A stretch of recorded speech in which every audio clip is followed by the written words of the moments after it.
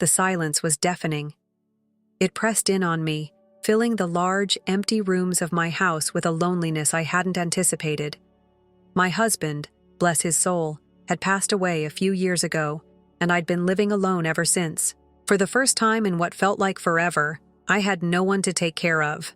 No husband to fuss over, no children to raise. Just me, Sarah, a 55-year-old widow rattling around in a house that suddenly felt far too big. After my husband's passing, I'd briefly considered moving in with my son, Caspian, and his wife, Emberly. But something held me back. It wasn't that I didn't love Caspian, but there had always been a tension between us. And Emberly, well, she didn't exactly make things easier. They ran a bar together, a noisy, bustling place that seemed to swallow them whole. I knew if I lived with them, I'd be expected to help out, to serve customers, to be part of the family business. But the thought of it exhausted me. I wasn't as young as I used to be, and frankly, I wasn't sure I had the energy for that kind of life anymore. Besides, I wasn't much of a people person, never had been, so I stayed in my own home, grateful that Caspian never pushed the issue. At first, the solitude felt like a blessing. Freedom, after years of caring for others. I imagined peaceful days filled with hobbies, maybe some new friends, a chance to finally explore my own interests, but that's not quite how it turned out. The hobbies never stuck. The friends never materialized.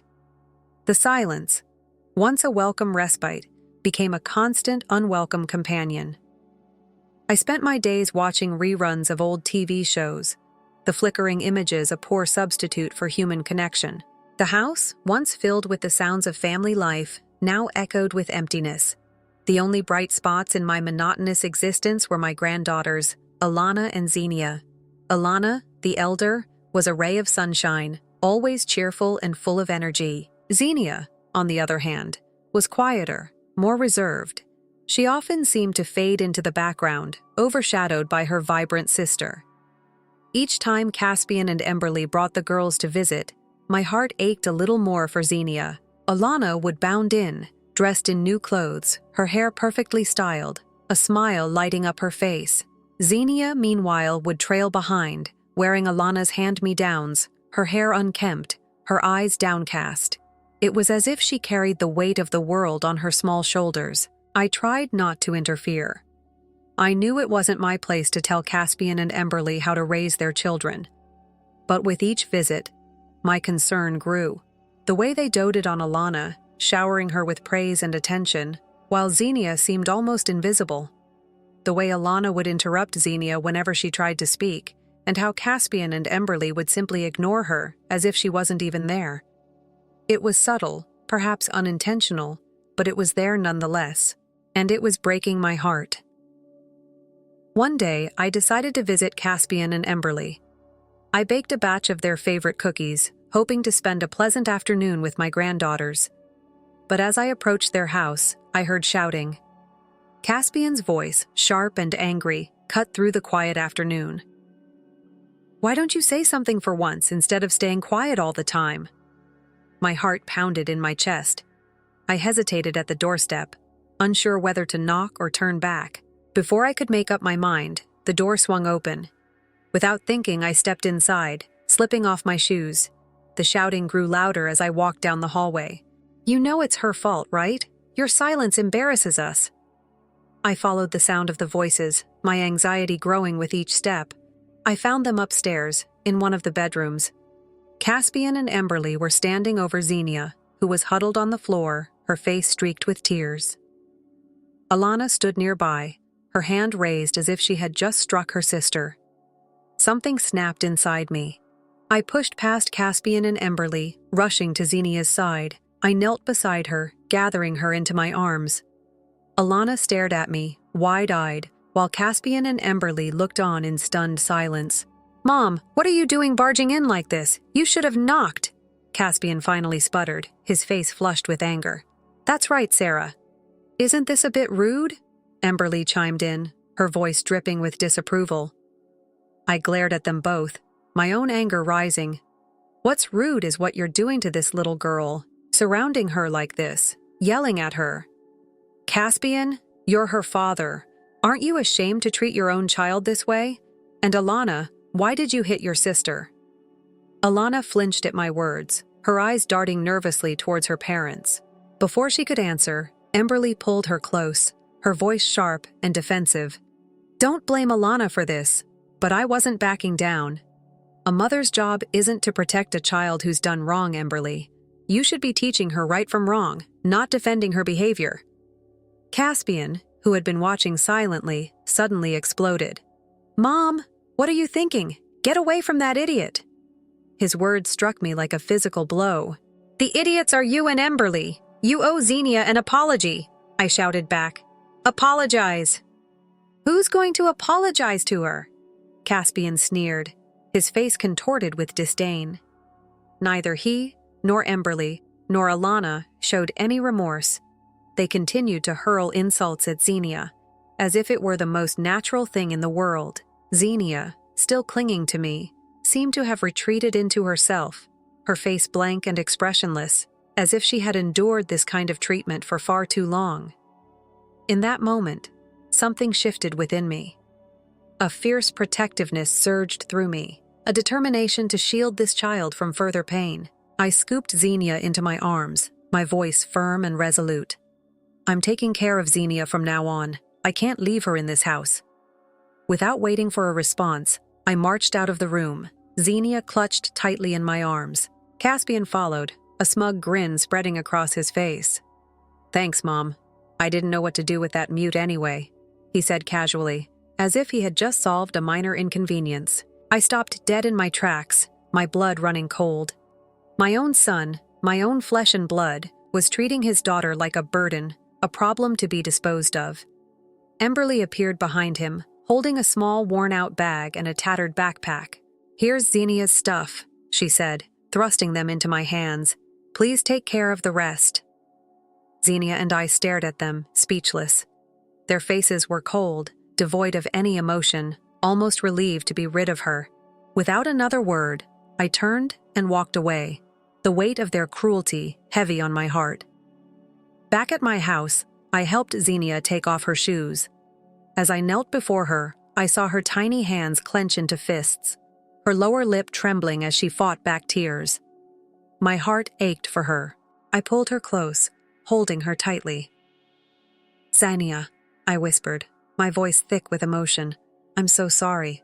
I'm sorry I didn't help you sooner. But it's going to be okay now. Grandma's here, and I'm going to protect you, from now on." And so, Xenia and I began our new life together. But the damage had been done.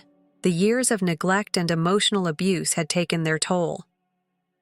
Xenia, once a bright and lively child, had retreated into a shell of silence. She stopped speaking altogether, not a single word.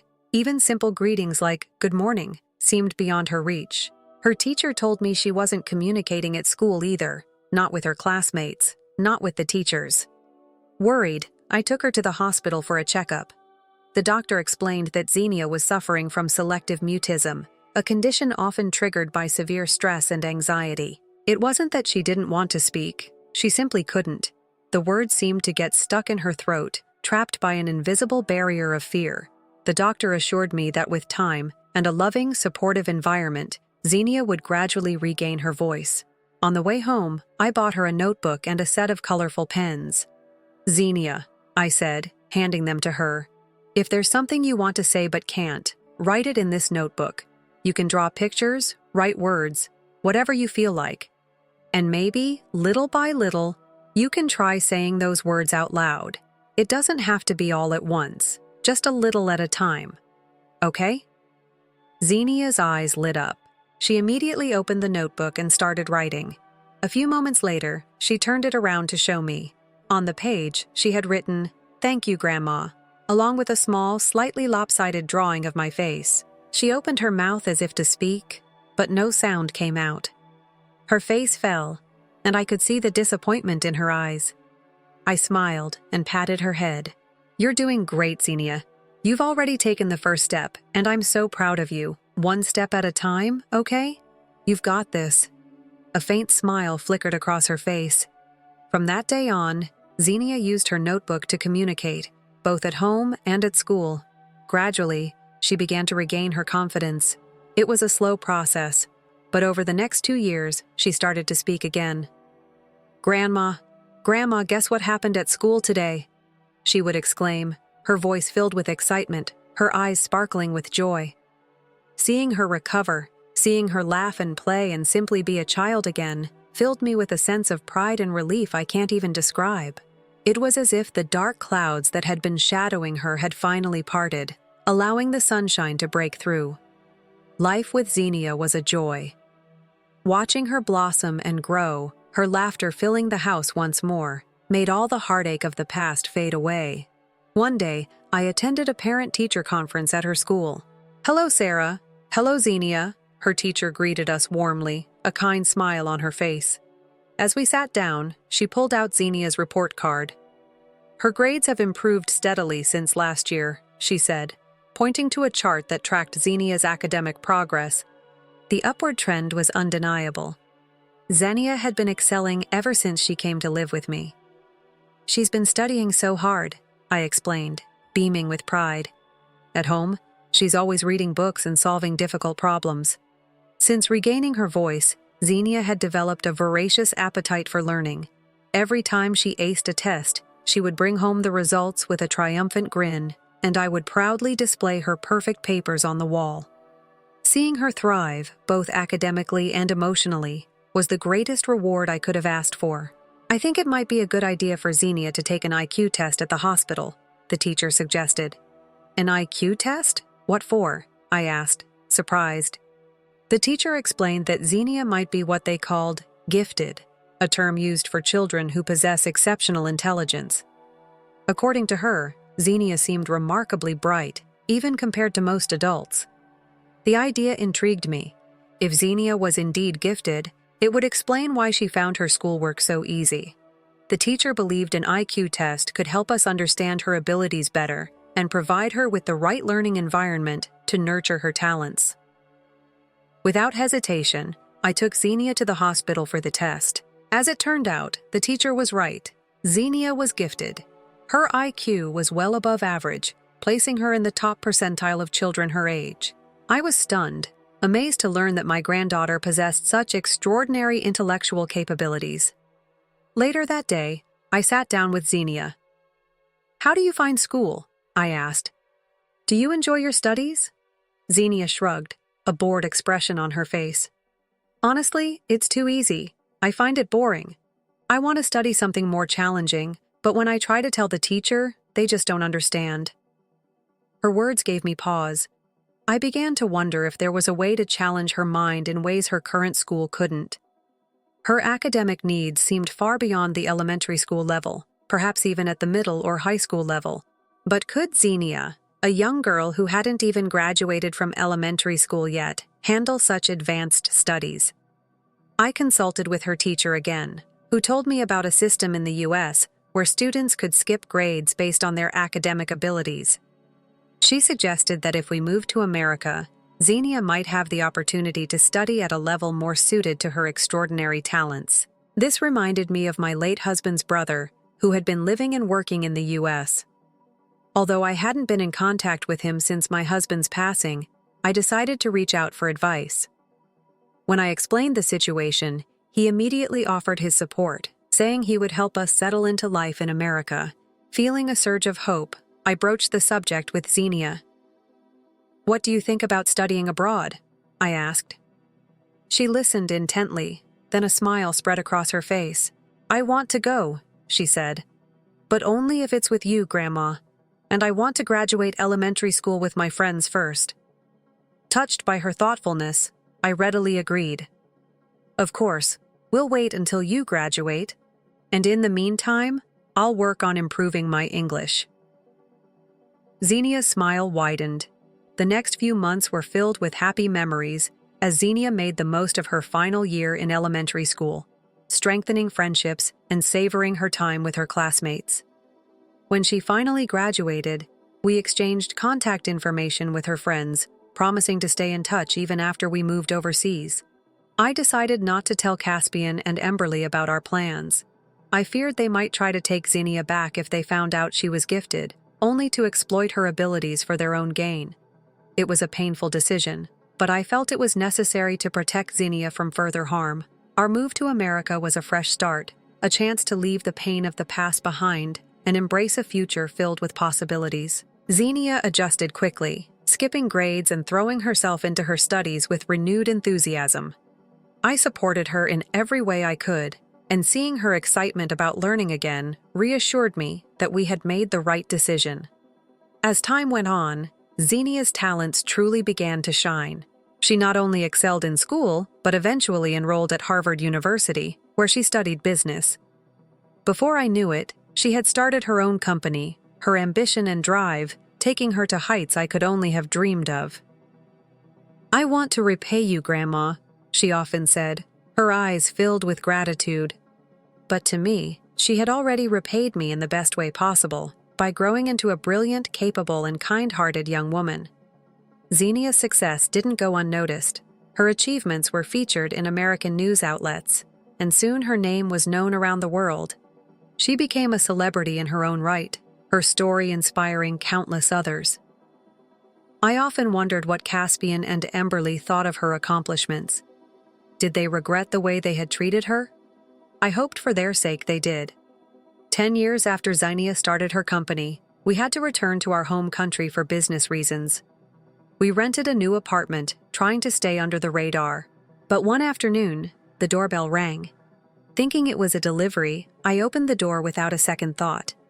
"Mom, it's been a while. How have you been?"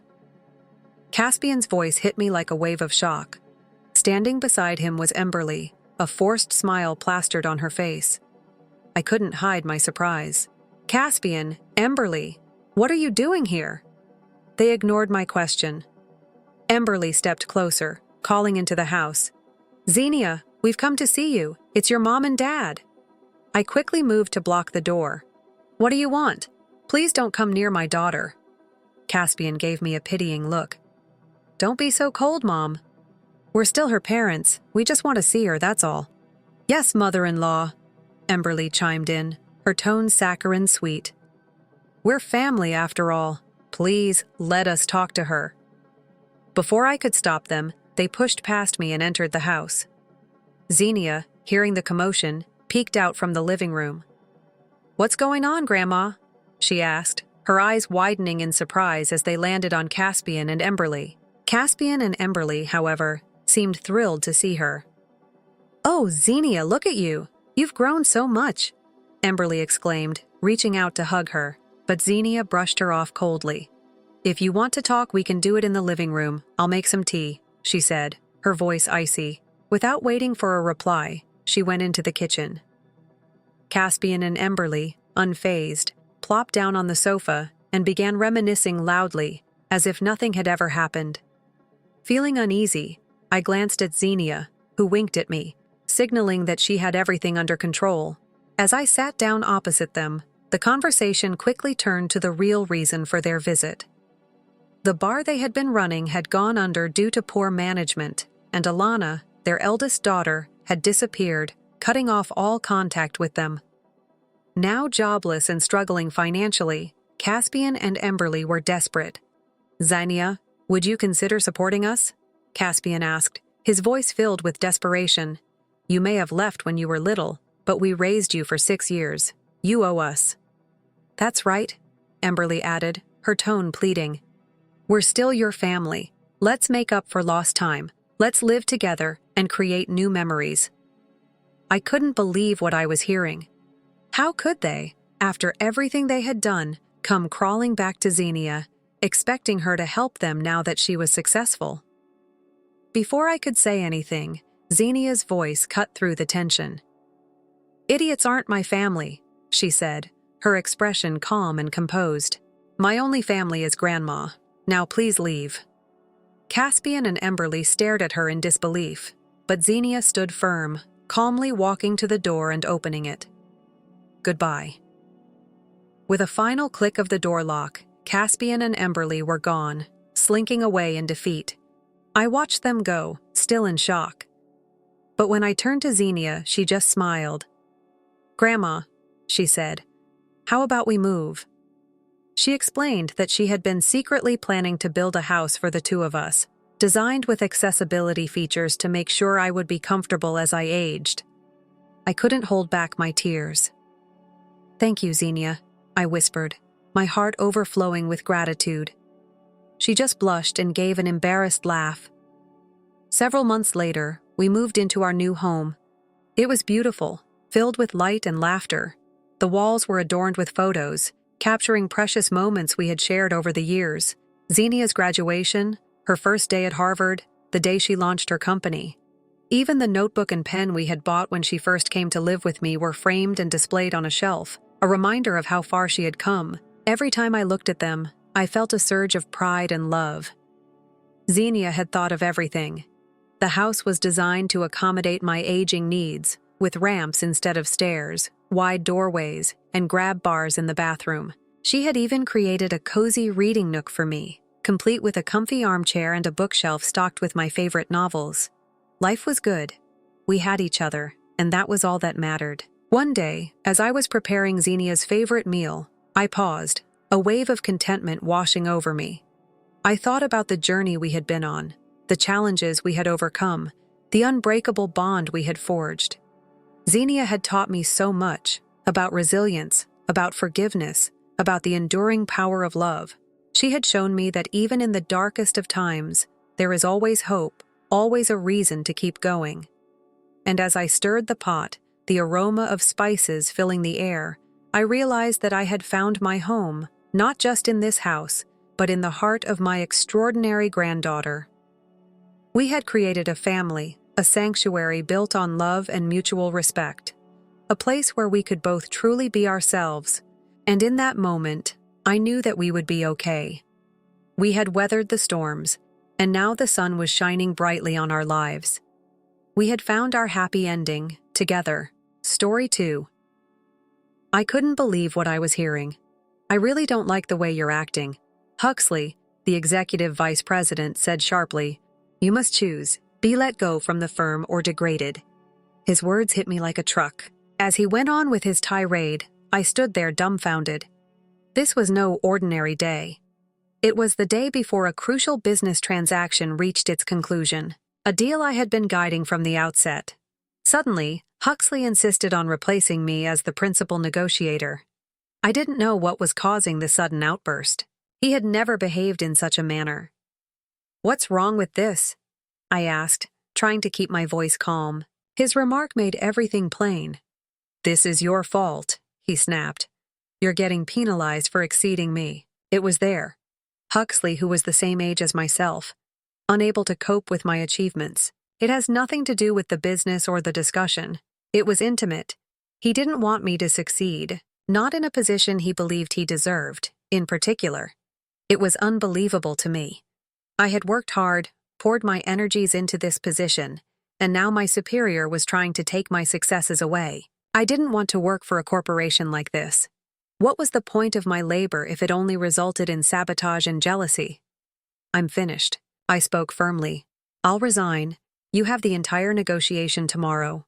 The executive vice president.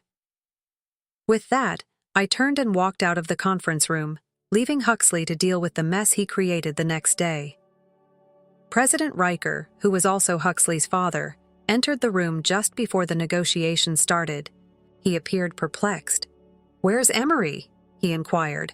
This negotiation was meant to be his. Huxley, looking smug, responded, "I fired him yesterday." Riker's face transformed in an instant. His perplexity grew into wrath as he glanced at his kid. "You what? You fired him, but why?" he made a demand. Huxley attempted to defend himself, obviously unprepared by this response. "I thought I could handle it better," he said confidently. Riker, however, didn't believe it. "Have you looked over the negotiation materials at all?" he inquired. Huxley's face flashed panic as he reached for the papers. His confidence dissolved as he glanced at them. He had missed a critical detail, and it showed. His face became white. "I'm 38 years old, and my name is Emery. My career has been an interesting journey. I've had 3 job changes, none of which were due to layoffs or business closures. My motivations were more personal. However, I usually explained that it was for professional advancement. That was just more convenient. Without further investigation, the majority of employers accepted this explanation. But something unexpected occurred during my fourth interview for a job. The Vice President Nixon saw straight through me. "That's not the true reason, is it?" He looked right at me as he asked, "You don't appear like someone who switches professions solely for professional growth. And if that were the case, you'd be aiming higher. Our firm and your last one are around the same size. So what's the true stories?" Caught off surprise, I realized honesty was my best option. I shrugged and told him the truth. I was surprised when Nixon paid close attention and nodded when I described my predicament. "I got it," he added with a smile after I was done. "I understand why you didn't want to say that up front. Don't worry, I'll take care of it." I wasn't sure if I had come across as confident when I left the interview. I was shocked to receive an email a few days later. They wanted to recruit me as the new sales manager, not for the supervisory role I had sought for. Perplexed, I phoned to explain. "There must be a mistake," I said. "I applied for another position." Nixon chuckled. "No error," he said. "Your expertise makes you the ideal candidate for our current sales manager's upcoming retirement. The role of a manager is to guide, not to follow. You know that, don't you?" His statements made sense, and I accepted the offer. When I joined the firm, I instantly observed something peculiar. I wasn't bothered by the fact that the majority of my co-workers were far younger than me. In fact, I found it refreshing. My younger colleagues valued my open-minded leadership approach and contributed new ideas and enthusiasm. But not everybody was content. Huxley, the executive vice president, appeared to have an issue with me.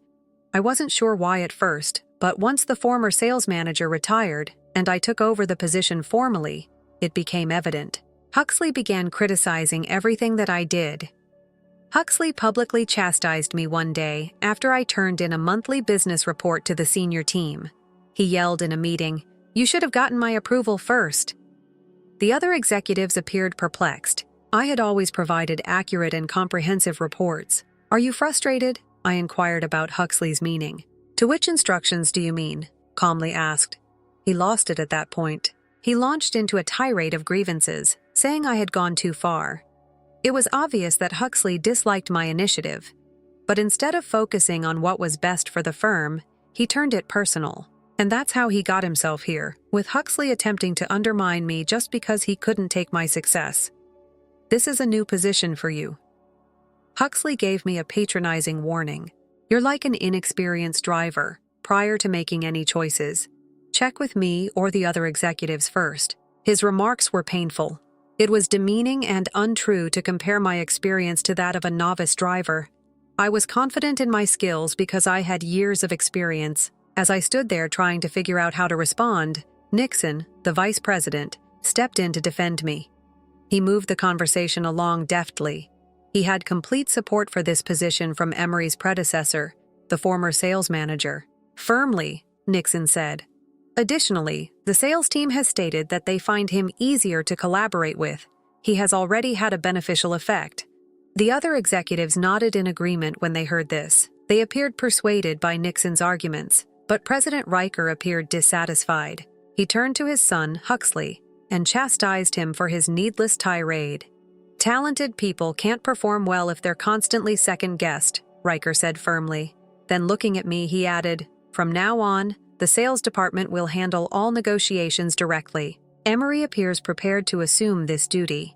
Despite my relief at the support, it was obvious that Huxley wasn't pleased with the result. His face was a picture of frustration. Over the next 2 weeks, his rage developed into subtle acts of disturbance. Small but major hurdles started sprouting up across the department. Little things were involved at first. Negotiation samples were sent late. Promotional materials went lost, or other departments delayed their help. By identifying alternatives, such as using different samples or making improvised solutions, my team and I were able to get around these problems. However, the issues persisted. Indeed, they appeared to become more regular and intentional. I kept thinking that Huxley was responsible for everything. Although each department had its own managers, they all blindly followed Huxley's directions when he gave them instructions like putting other orders ahead of ours or postponing our requests. Although I couldn't hold them solely responsible for obeying directions from superiors, it would have been beneficial if they had at least notified my staff beforehand. Then, it became evident that we were dealing with sabotage when something happened. We had arranged a hotel conference room for a crucial negotiation, but at the last minute, the reservation was abruptly canceled. The hotel informed us that someone from our company had called and canceled it when we called to inquire about what had happened. It didn't take me long to figure out who was to blame. Huxley was the only one with the purpose and the resources to do anything like this. I had to face him, I knew. Ignoring his actions would only make matters worse. Determined to find the truth, I gathered all the evidence and entered his office. Huxley played innocent, as was to be anticipated. He shrugged and replied, "I don't know what you're talking about. It must have been a mistake on your team's end." However, his story didn't make sense. With the facts in front of him, the abrupt cancellation, the small number of individuals who were aware of the reservation, and the finance department's affiliation with Huxley all led clearly to him. Huxley became quiet. He was unable to provide a strong defense for his involvement. Notwithstanding my desire to escalate the matter, I had to focus on the bigger picture. The success of the business and our department depended on the outcome of the negotiation. Bringing up a public dispute with Huxley might endanger our client's confidence. I spoke to him forcefully instead.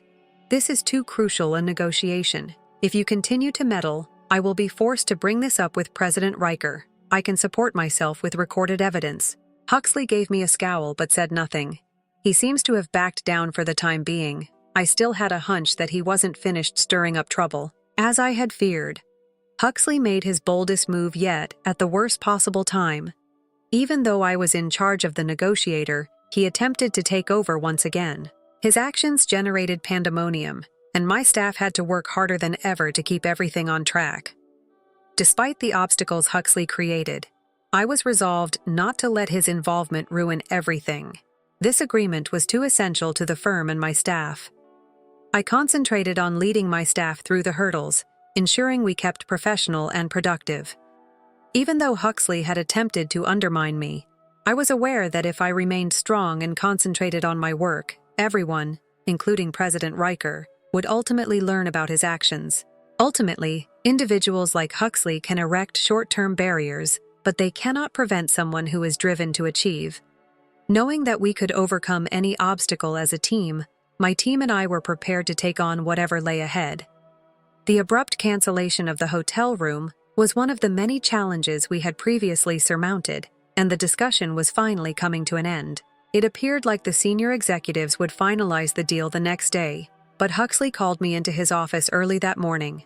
"I cannot trust you with this important negotiation," he said with a smug look. "From here, I'll take control. You shouldn't be concerned about it." I was confused and taken aback.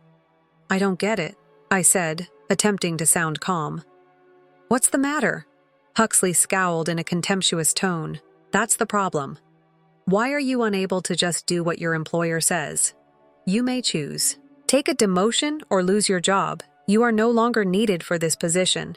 I was dumbfounded by what he said. Tomorrow was the final round of the discussions, something I had worked relentlessly on from the very beginning. It was shocking that he would suddenly jump in and take control. I was surprised by Huxley's passionate and violent reaction.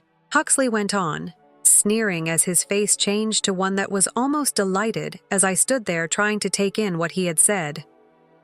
"You're getting in trouble for surpassing me." His jealousy was shown there. My triumph was too much for Huxley, who was my age. All along, he had been subtly undermining my efforts.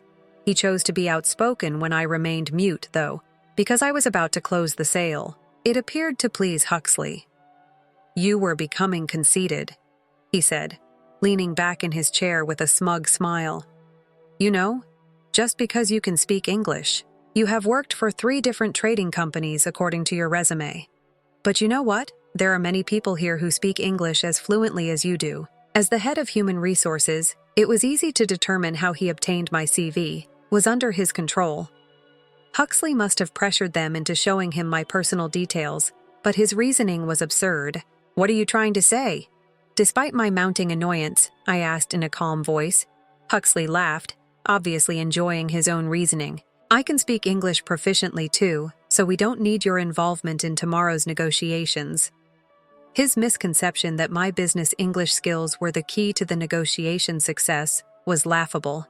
He was unaware of how much more was required to close a deal this size. Still, I didn't feel the need to correct him. If he wanted to take over, so be it. I had no desire to stay in a company where hard work and accomplishments were overshadowed by petty jealousy and sabotage. I'm finished. I spoke firmly. I have no attachment to a corporation when my bosses take credit for my work. You have the entire negotiation tomorrow, EVP, without waiting for an answer. I turned and marched out of the meeting room seething. I went to pack my things in the sales section, determined to leave this toxic environment behind. On my way, I ran into Nixon. He quickly sensed something was awry. "You seem distressed," he said, worried. "What happened?" Nixon brought me to his office and I decided to tell him everything. I explained all of Huxley's actions, from his recurrent sabotage to his last attempt to take over the discussions. I even brought up the earlier instances, such as the hotel reservation cancellation. Nixon paid close attention as I talked, his face growing more serious with every detail. When I finished, he closed his eyes and seemed lost in thought for a moment. I readied myself expecting him to belittle my concerns, but when he finally spoke, his tone was thick with fury. "Once again, EVP Huxley has done it." "Once more." Confused, I asked. Nixon did not directly respond to me. Instead, he said, "Did you observe anything strange in the executive meetings?" I considered it for a while. Except for me, that is. "There weren't any other persons near my age at those meetings," I added. I initially assumed it was because older people typically fill those roles. But now that I think about it, even for a mid-sized trading company, it's strange. Surely there are talented younger staff who should be part of those talks. Nixon gave a slow nod, his expression bleak. That's right. Huxley has a tendency to exclude younger individuals and talent from those gatherings. Let me explain why. According to Nixon, Huxley had joined the company about 5 years ago, after his previous employer went out of business. It wasn't merit that brought him here. It was a favor. The president's ex-wife had asked Huxley be given a position, so he grudgingly took him on board. Since then, Huxley had been utilizing his position to strengthen his control. Now that the president has remarried, Huxley realizes his position is even more perilous. Nixon claimed he feels threatened by younger, more capable staff, which is why he's been methodically keeping them out of leadership jobs. I couldn't believe what I was hearing. "So that's why he's been targeting me?" I inquired. Nixon offered a sour grin. "It's not just you. Huxley has no real trading experience and came from a completely different industry. His only advantage is that he looks young. His age is frequently underestimated. Before you joined, he made sure no one who could oppose him got too close to power." Hearing this made everything click. Huxley's actions weren't just about me. They belonged to a wider pattern of manipulation and insecurity. It explained why he had gone to such lengths to sabotage me. But it also made me realize something important. His fear of being outshined wasn't my problem. It was his Nixon. "I appreciate you telling me this," I said, getting to my feet. "But I can't stay in a company where this kind of behavior is allowed to continue." Nixon understood my choice and nodded. "I'll take this up with the president. Huxley won't continue to get away with this." As I left Nixon's office, I felt a mix of frustration and relief. Frustration that I had to leave behind a career I had worked so hard for, but relief that I wouldn't have to deal with Huxley's toxic conduct longer. My focus now is on moving forward and finding a place where my efforts would be valued. Huxley frequently made audacious claims about how he would appeal to younger workers, but he never really supported them with data. The seasoned executives, nevertheless, paid attention, presuming he was knowledgeable. Over time, it became evident that having peers of his age or younger around him undermined his status. Instead of strengthening his talents or acquiring certificates via training, Huxley chose the simpler road, killing his opponents. He assumed that by eliminating others, his ideas would carry more weight and he would have less competition. Employees in their late 25 and 35s, particularly those in supervisory roles, became his main targets. Any discernible actions or accomplishments on their side were met with intimidation, unfounded allegations, or other means of expulsion. Those who value their tranquility in jobs often resign to leave the harsh work environment. This left the company with only two types of employees: the older, well-established president and fresh-faced younger staff who were just starting their careers. Now, I understood Huxley's actions more clearly. He wasn't just a toxic colleague, he was a manipulative office bully. His major objective, even at the expense of others, was to preserve his reputation as the room's youngest and most competent CEO. His underhanded tactics often went unnoticed by the president and other higher-ups, only becoming apparent when the victims were on the verge of leaving. I had mentioned Huxley's behavior to the company president once, but he dismissed my concerns. He couldn't believe his own son would act so petty and jealous. To him, it was unthinkable. After all, the president had built the company from the ground up. Transform it into a competitive contender in the business. He found it incomprehensible that someone like Huxley would put outward appearances of youth and importance over true self-assurance. But I knew better. I had seen firsthand what occurs when such conduct is left unchecked. Jealousy and sabotage had gone unnoticed at one of my previous jobs until it was too late, and the business failed. I felt it was time to approach Nixon personally. Executive Vice President Nixon. I started, "What objectives do you have for this business?" Nixon appeared perplexed by my unexpected inquiry. "My objectives? Well, I'm hoping we can continue to boost our earnings. The president's successor is also very capable, even though he's still a student," he replied. His tone appeared to indicate that he hoped I would overlook Huxley's conduct and avoid stirring any controversy. It was evident that Nixon, who had been with the company for a long time, preferred stability to conflict, but I couldn't ignore the problem.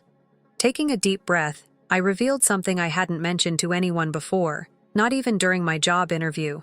"Do you know why I've changed jobs 3 times?" I inquired. Nixon gave a nod. "Yes. You mentioned being forced out due to jealousy. Well, that's unfortunate. We're fortunate to have someone with your level of talent." I gave a headshake.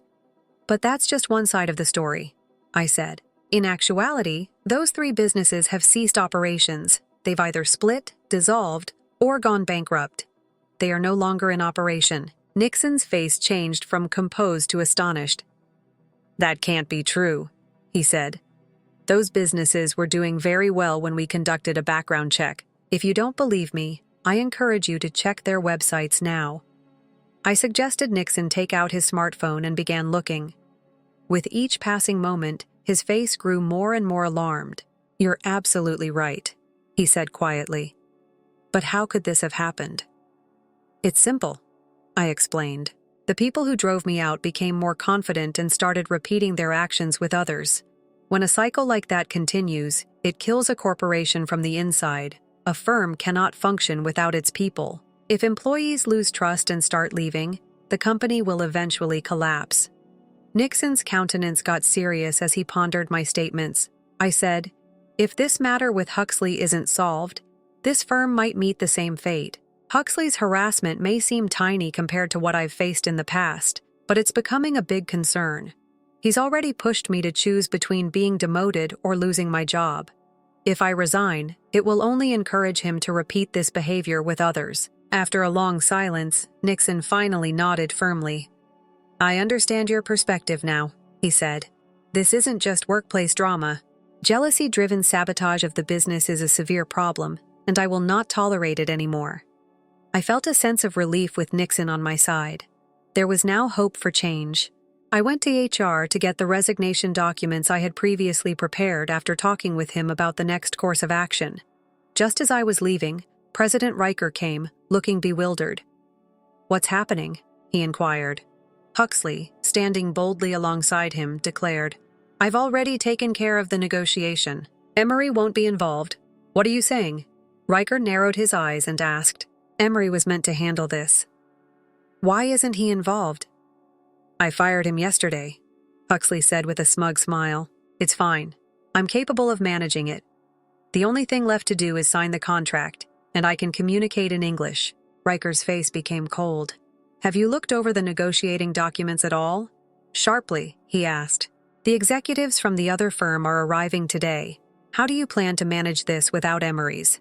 Huxley, who had imagined the negotiation was only a formality, in a sudden panic, he snatched up the papers and started hastily going through them. When he discovered a crucial detail he had missed, his face went white. The contract wasn't written in English. It was in Arabic, the official language of the Middle Eastern company we were dealing with. An hour before the negotiation, I received a panicked phone from Huxley. "Emery, we need you at the hotel right now," he pleaded. I giggled quietly. "Huxley, this is completely different from what you stated yesterday. Didn't you declare you didn't need me? I didn't realize the contract was in Arabic," he muttered, his voice unsteady. "Well," I replied, "if you had read the documents earlier, you would have known that." I ended the call and let him handle the mess he had made. Some things, I believed, are learnt the hard way. Many people couldn't overcome the challenges in our negotiation process, but I had a unique advantage. I stood out because I could bargain in Arabic with ease.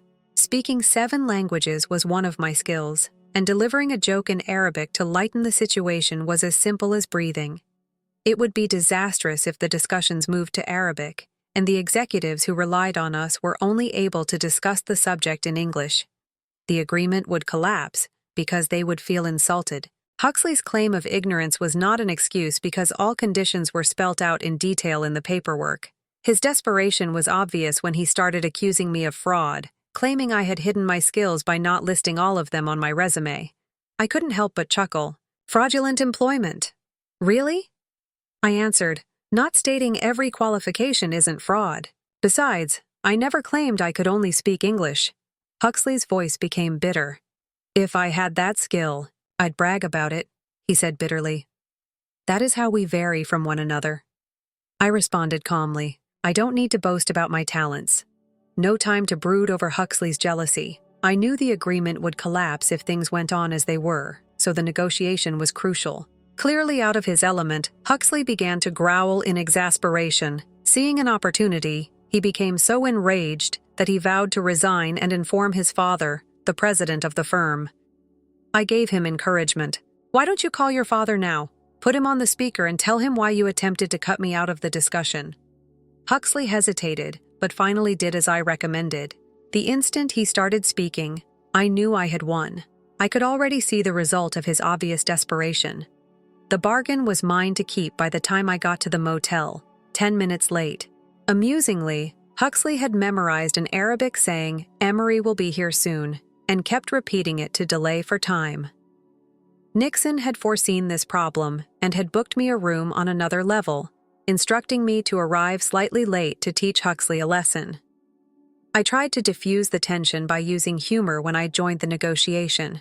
The conversation flowed more easily after I made a joke about how Arabs and Americans manage their time differently.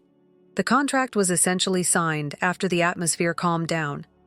As I saw for visitors, I let out a long sigh, relieved. The business was safe, and the deal went well. Exhausted from the tension, Huxley, who had been sitting motionless in the corner, sagged into a chair. President Riker apologized for Huxley's actions and thanked me for filling in. He will be subject to disciplinary action from us. Firmly, Riker said. Under his father's scowl, Huxley said nothing. Riker fulfilled his promise back at the office. I took you in when you had nowhere else to go, and this is how you reward me? Riker chastised Huxley in front of the executive team. It's like getting bitten by my own dog. Write your resignation letter today. Until you find another work, you can remain. But you will lose your job if you don't comply. You gave Emery the same option without any issues, Huxley. He promptly consented to resign, trembling under the weight of his father's rage. While his resignation was processed instantly, I found it difficult to maintain a straight face while he hurried to air. Riker spoke to the whole team during the next week's morning meeting. He described Huxley's wrongdoing in detail and threatened to punish everyone who had assisted him in his sabotage. Under investigation, those who had dutifully obeyed Huxley's commands were either demoted to inferior positions or quit. The company also adjusted its hiring practices, bringing in more experienced employees in their 25s and 35s.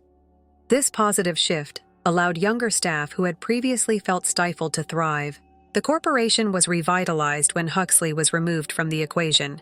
However, Huxley himself struggled to find another work, confronting the long-term ramifications of his conduct. Later, Riker asked me something that had been on his mind. Why didn't you promote your ability to speak 7 languages in your resume? It's such a valuable talent. I smiled and explained. For me, it hasn't always been an advantage. It's been more of a hindrance.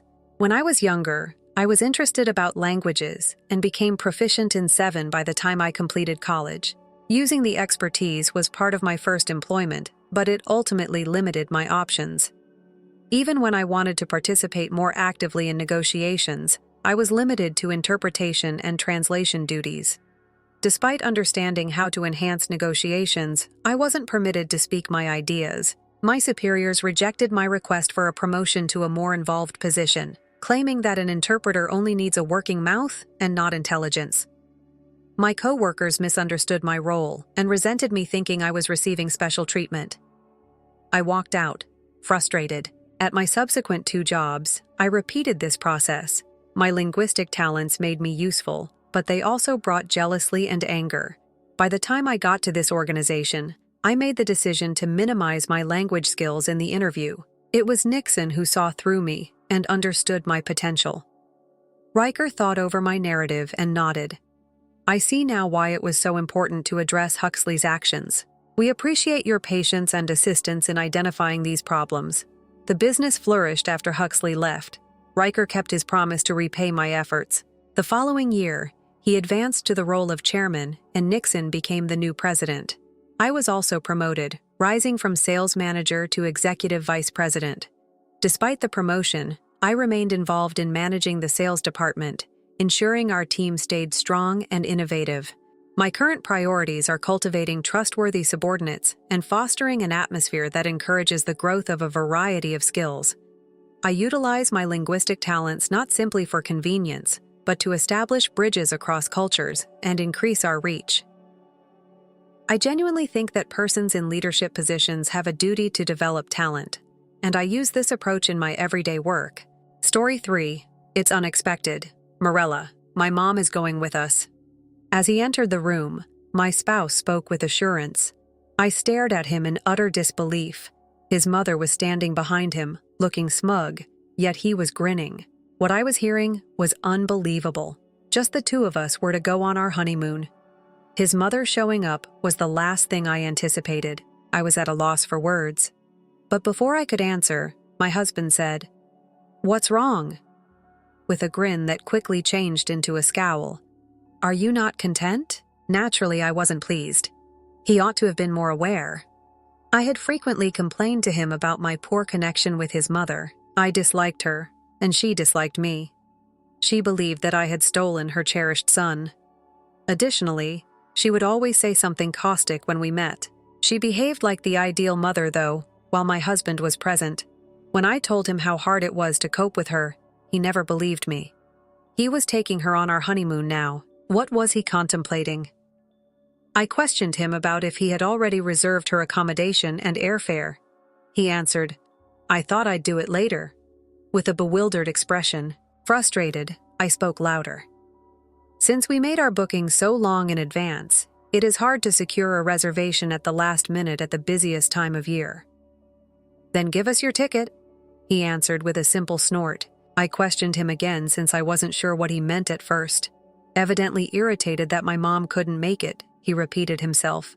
"Then provide your ticket to her. I have the right to make the decision, because I paid for the vacation." What I was hearing was unbelievable. I was in full shock as my mother-in-law stood there looking proud and smug. How could he have accepted this? This was no ordinary journey. One of the most memorable periods of our life was to be our honeymoon. He now desired to extend an invitation to his mother. Not to mention our honeymoon, I wouldn't want to travel with her on a daily basis. My mother-in-law was obviously pleased that her son was prioritizing her as I stood there, still struggling to comprehend what was occurring. She appeared to be happy that our special time together was less significant than her presence. "Hurry up, please. Since I paid for it, there shouldn't be any issues." In an agitated tone, my spouse spoke. Was he genuinely under the impression that he could do everything he wanted because he had paid for the trip? The trip's expense suddenly came to me as I considered this. However, it made no sense. The fact that this was meant to be our honeymoon and not a family holiday was unaffected by the money. My name is Morella, by the way. My father owns the business where I work, and I am 33 years old. When I initially started working there, many assumed that my family was the sole reason I was hired, but I put a lot of effort into proving myself. People eventually began to appreciate me. Nevertheless, due of my family's company, some people continue to spread rumors about me, and occasionally it hurts. However, I've always known that my husband, Dorian, will be there for me at times like this. I'm the same age as Dorian. Before we started dating, we were close co-workers, and he's excellent at his profession. My dad was quite pleased when we informed him we were getting married since he saw how hard he worked. "I've heard good things about you," he said. "Dorian, look after my daughter." "Of course I'll make her happy," Dorian said with a smile. I knew my dad was considering transferring the company to the next generation, and that moment filled me with pride. Some even speculated that Dorian may become the company's future president. However, my father never made any direct remarks. We knew it may happen one day since we frequently discussed company management over dinner. In their family home, Dorian's mother lives alone since his father went away many years ago. Dorian adores his mother. He would drop everything and go help her immediately away if she needed anything when we were dating. I always appreciated his devotion to her because she reared him alone. I was glad to see how much he respected her, so I backed him. However, once he married and moved in together, things took a different turn. I started to distrust myself. Every week, Dorian would go visit his mother, and his standard response was, "I'm going to see Mom for a bit." I began to worry, so I asked him whether his mother was ill. "Are things going well for her?" "No, Morella, don't worry," he informed me. Simply said, "It's crucial to occasionally spend time with her alone." He expressed this in a kind manner at first, but recently his tone had grown less forgiving and more contemptuous. "Are you going to your mom's house today?" I asked my husband one Monday morning as he was joyfully humming a tune. He was instantly in a different mood. "Why do you say it like that?" he said, pausing what he was doing to take a big breath. I was astonished at how annoyed he appeared. I had just posed a straightforward query.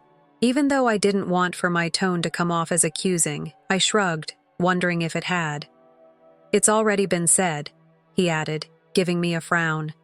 "Mom feels lonely on her alone. You struggle to get along with her, so I go. You get it?" I was upset by what he said. It's true that I had problems with my mother-in-law, but initially things weren't like this. The woman who had brought up the man I loved was someone I truly wanted to honor. I made a serious effort to show her kindness and compassion, but she didn't reciprocate right away. When I initially met her, she thought I was the one who had taken her son away. She was icy.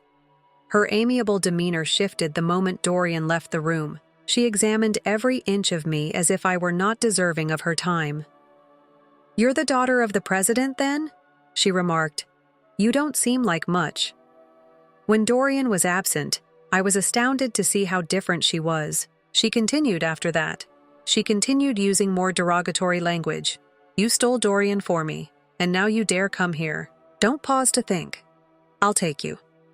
What I was hearing was unbelievable. Then she slurped her drink in an impolite manner, as if to underline how harsh she was.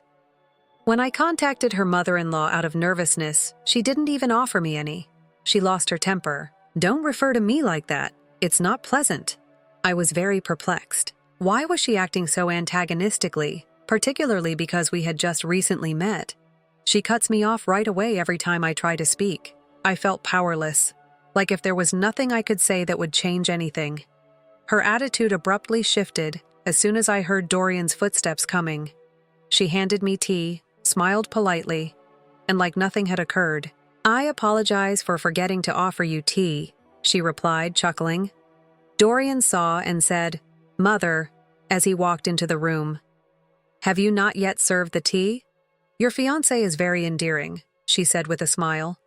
Then she turned to me and said, "You can call me mother-in-law whenever you want, Morella." A shiver went through my body. From that point on, it seemed like a perverted game. Only when Dorian wasn't around did my mother-in-law continue to say unpleasant things to me. She seemed to have two distinct personalities. However, Dorian never appeared to understand her actual character, despite my repeated attempts to explain what was going on. Every time I brought it up to him, he dismissed it with the statement, "My mother would never do that." "You don't have to meet her if you're that uncomfortable," he continued. I was never believed by him. I made a concerted effort to explain at first, but I gradually became weary of his constantly standing up for his mother. I now only go to see her when it's really essential. Dorian undoubtedly believes that I despise her. One day he advised, "Be sure to lock the door when you leave." And he walked away without turning around, as usual. I called out and waited, but he had already left. Tears filled my eyes, blurring his figure. He hasn't been coming home much since the confrontation over his mother. His mother seems to be more significant to him than I am at times. However, Dorian is an excellent spouse in spite of all the problems with his mother. In addition to doing his fair share of housework, he supports me when I'm under stress from work. At least he agrees that we don't need to see her more than is absolutely required, despite the fact that he is quite busy with his own career. I tried to divert my attention by flipping through trip brochures while thinking about all of this. I wanted to put the bad thoughts behind me and concentrate on our impending honeymoon. I was looking forward to this vacation. It would be an opportunity to spend time together and temporarily forget about his mother. Dorian had recently taken on the role of team leader on a new project, so I started to consider other places. I reasoned that we should take advantage of the occasion to indulge in a little luxury. But then I recalled Dorian's words. "I want the money to be taken out of my account, but I left all the planning to you." He simply laughed it off and refused to consider my offer that we divide the honeymoon expenses. Everything seemed to be done on his terms all the time, and I began to question how my own beliefs fit into our partnership. I chose to pay a portion of the expenses myself, since I am the president's daughter, and I didn't think it was fair for him to pay for everything. I was aware that if I didn't, my mother-in-law's mocking remarks about my excessive spending would only become worse. I smiled a little just thinking about that. I was resolved to maintain my optimism and concentrate on the important things. Right after I decided, my mind suddenly returned to my mother-in-law. "This is enough," I told myself. I ignored such thoughts and concentrated on making dinner for my soon-to-be spouse. Then came the day of our honeymoon. The doorbell rang unexpectedly as I was preparing. I hurried to respond. "Indeed. Enter." As I opened the door, I said. But I was horrified by what I saw. She was standing there, my mother-in-law, carrying a big bag while wearing gaudy clothing. My husband shouted, "Mom, you're early," as he peered out from behind her before I could even comprehend what was occurring. She didn't even glance at me, but he grinned at her. I was dumbfounded as I stood there. I inquired beforehand, "What are you saying?" I noticed her suitcase right before we left for our honeymoon. What was happening? Did she intend to spend our honeymoon at our home? I was concerned by the concept. With a happy expression, my spouse made the announcement, "It's unexpected. We're going with Mom." Unable to conceal my surprise, I let out an odd sound. "What are you contemplating?" "Wait, what does this mean?" I questioned. When my spouse, bursting with enthusiasm, repeated, I was still in shock. "It's unexpected. Mom is on the way." He proudly threw his arm over his mother's shoulder and added as I stood there, quite bewildered, "With Mom it will be more enjoyable." My mother-in-law gave me a smug look. I was shocked by what was taking place. I inquired, "Hold on, shouldn't a honeymoon be exclusively for the couple? We need to have at least talked about this earlier." Even though I knew I was right, I made an effort to remain composed, but my husband didn't seem to see why I was unhappy. "Why are we unable to agree?" I pondered. Adding insult to injury, my mother-in-law appeared to be taking pleasure in my agony. As though she was happy with the circumstances, she hummed to herself. It was unbelievable to me that this was taking place on the day we were meant to go for our honeymoon. "Why would you take this unexpected action?" I asked vehemently. In response, my spouse said, "I paid for everything, so it's okay." When he observed my shocked expression, he scowled. I answered, "No, it's not fine. understanding that his offer to cover the cost of the trip was mostly intended to appease him rather than to appease me because he was bringing his mother along. That will not succeed. My spouse and his mother were displeased when I disagreed. Why won't it work? He inquired. While my mother-in-law made fun of me. Morella isn't interested in going with me, is she? A headache started to develop. Dorian, that's not the point. How about the airline ticket for your mother? Does the hotel have a reservation? I inquired. My hubby seems perplexed. We could schedule it later, I thought. That's not possible, he answered. I spoke louder. When do you suppose we made our hotel and ticket reservations? Booking rooms and flights is almost impossible, particularly during the hectic Christmas season. Although it's not very upscale, the hotel we selected is respectable and completely booked. My husband asked, Then could you give us all your tickets? As I went on to explain. I was momentarily confused by his meaning. Right here, do it again. Give me your ticket if there isn't one for my mother. I have the right to do it because I paid for the vacation. I was taken aback. My mother-in-law appeared arrogant, and I couldn't believe it at all. What did I hear? My hubby continued. My mother took the time to prepare herself. I've made the decision that it will just be the two of us. Later, you can take us on another vacation. The ease with which he picked his mother over me was astounding to me. What was he contemplating? I reasoned that my absence would be okay.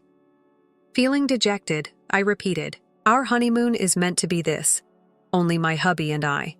My mother-in-law had come out of nowhere, and I couldn't bear to give her control over our plans. It didn't matter that my husband insisted on his mother having prepared for the trip. She need to back off if you wish to maintain harmony. However, I was taken aback when he persisted in pressuring me to quit. He urged, Come on, hurry up. He replied that because I paid for it, there shouldn't be any issues.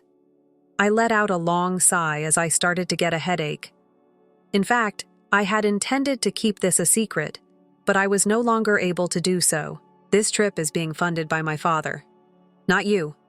I spoke aggressively. Therefore, your demand for the tickets is illogical. My spouse appeared to be in full disbelief at what I was saying. He felt so entitled since he believed he had paid for everything. Your father did that, but why? Startled, he asked. I gave him a chilly look. As a present, my father covered the honeymoon expenses so that we may save savings for the future. Because of your pride, he even advised me to keep it a secret. My husband yelled, his face flushed crimson with rage. Why didn't you tell me about this? He was astounded to learn that my father had paid for it, as was my mother-in-law. My patience was wearing thin as I heard my husband's irate comments. The final straw for me was my husband's constant support of my mother-in-law, whose actions I had tolerated for far too long. Give the money back to my father and organize your own travel if you two choose to leave, I said icily. Pay for yourself and cancel the bookings, without anticipating a reply. I gathered my belongings and departed from the residence. This was no laughing matter. They have the right to spend my father's money. Everything was in my name because I had made all of the reservations. I hurriedly canceled the hotel and the flights, then chose to take a taxi rather than travel to the airport. I requested a ride to my parents' place from the driver. I drove my luggage behind me when I got there. The sight of me startled my father. His cheeks flushed crimson with rage as I told him everything. What sort of narrative is this? Is this joke of some kind? He was angry. My husband's incessant calls simply made him more irate. I was also incensed. I realized what I had to do because of the entire circumstance. Dad, I'm considering filing for divorce. I spoke in a calm yet passionate tone. After calming down, my father stroked my back and soothed me without saying anything. I cried and muttered, I'm sorry, Dad. He supported me by holding my hand tightly. My spouse apologized the following day by bringing a box of candy to my parents' house. My father intervened just as I was ready to send him away at the gate. We need to have a proper conversation if you're considering a divorce, he stated. Let's listen to his thoughts. Despite my intention to seek legal assistance, I chose to heed my father's counsel and allow my husband entry. My spouse immediately began to apologize when he saw my father. He continued apologizing, and I found it annoying that he pretended to be innocent in front of my father. My father requested me to accompany him to the sitting room after I let out a sigh. My husband bowed his head and said, "I apologize for causing trouble, President." Even in private, he frequently referred to my father as President, saying it had become second nature. However, he always seemed to adopt a business-like demeanor when he did. I thought his rehearsed apologies was phony. "For what specifically are you expressing regret?" With a groan, my father inquired. His frustration was equal to mine. "I apologize for the difficulties," my spouse said often. I didn't think it was an apology. When he attempted to explain himself, it came out as more of an insult. I interrupted him and gave him the divorce documents. "Are you familiar with filling these out? I've finished my portion already. Please review it." I spoke aggressively, but quietly. My spouse looked at the documents and became pale. "Hold on. Morella. Separation." For the first time since he had come, he gave me a serious look. "Dorian, I've always been second to you. Shouldn't that be okay? Your mother is with you." I was prepared to treat this as though it were a business matter, refusing to try to make things better. "What are you discussing? Why include my mom in this?" he objected. She too was looking forward to the vacation. "Together, we can embark on another one." Morella. His lack of understanding astounded me. Another journey? Even so, what does that mean? I bit my lip in annoyance and shook my head in response. Our honeymoon was meant to take place here. I was astounded by his self-centeredness and lack of awareness of the circumstances. On a honeymoon, what sort of spouse takes his mother? Even so, where does that occur? But Dorian doubled down rather than acknowledging his error. It was just suggested that she be brought. He added, "At first, you said there were no hotels or flights available." It seemed unbelievable to me. At the final minute, how could you possibly have thought that was a sensible idea? I inquired. He was still unable to grasp it. Dorian became irate and raised his voice. "Are you suggesting that despite my mother's excitement for this vacation, we should send her back?" My father then intervened once again in an attempt to defuse the situation. After a lengthy pause, he stated steadily, "Let's stop this now." Disappointed, he shook his head. "Dorian," he muttered. With a frustrated tone, my father added, "Dorian, I'm really disappointed in you." As soon as he heard this, Dorian stood up straight and spoke to him as president. My father's dismay was evident as he gazed at him with much anguish. My father remarked, "Why did you choose your mother over Morella in a situation like this?" After a long, heavy quiet, Dorian was struck deeply by the question. He began to stutter as he searched for the perfect words. "Well, anything?" As he attempted to respond, he was visibly anxious and perspiring. Dorian could, however, be aggressive with me. He was never able to challenge my father. My dad went on. "The couple is supposed to go on a honeymoon. After that, you might have brought your mom somewhere, right?" "You claimed to love my girls, didn't you?" Dorian yelled rapidly. "I'm telling the truth. I simply wanted to let my mom know that she is just as significant as Morella." I was stunned by his quick outburst. For the first time, my father gave him a harsh look. "Even if Morella feels depressed about it, is that acceptable?" Dorian stumbled and shook once more before he finally said, "I'm sorry." But his hands were clenched, indicating that his apology was not genuine. He wasn't genuinely sorry for what he had done. Rather, he was apologizing out of pride and embarrassment. My father remarked, "You're a capable person, Dorian." And Dorian briefly appeared relieved. However, my father's face soon became severe and icy. "However, you can never trust someone who doesn't value their family, regardless of how brilliant they are at their career." Dorian was given a pen by my father. Dorian shivered clearly in terror at the gesture. "You have no right to apologize to me." As he pushed the pen into Dorian's hand, my father said strongly. Dorian looked at me, shaken, and begged frantically, "Please don't proceed with the divorce, Morella. I swear I'll change." Clinging to my legs, he collapsed to his knees. He promised that from now on, Morella would be his top priority, but his words seemed empty. He seemed to be talking only what he believed I would find interesting. Suddenly, Dorian pleaded, "Please, I won't be able to pay off the debts if we divorce." "Debts?" Confused, I asked, "What are you discussing?" Stunned by this new knowledge, I asked the question again. Dorian realized he had spoken too much and suddenly flinched back, covering his lips. My father and I just stood there, speechless, gazing at him in shock as he appeared to be stricken with sorrow. Dorian hesitated for a long moment before starting cautiously. Well, it's about. He was obviously afraid to say anything more, but when he did, the reality startled us both. Dorian disclosed that he and his mother had been sure he would become president of my father's business in the future. As a result, they had been spending excessively since they thought they would soon inherit the company's fortune. He frequently traveled to see his mother in order to live a luxury lifestyle with her. My father, too disgusted and saddened to say anything more, said, "The more I hear, the less I see any reason for you to stay married to this man, Morella." Recognizing the gravity of the situation, Dorian began to plead once again. "Wait, please, how will I live if we get divorced? Beginning tomorrow." His incessant apologies started to seem robotic, almost ridiculous in their desperation, like a toy stuck on repeat. As I waited for Dorian to sign the divorce documents, I said icily, "That's not our concern." My father and I made the discreet decision to have coffee as there was no more need in conversing, not bothering to give Dorian any. Ultimately, the divorce was finalized with no difficulty. The thorough journal I had kept made the process of my father hiring a great lawyer go more smoothly. In addition, we asked for alimony to pay for the expenses of the postponed honeymoon. My father instantly rejected Dorian's request for a decrease, and I couldn't help but chuckle at how adamant he was.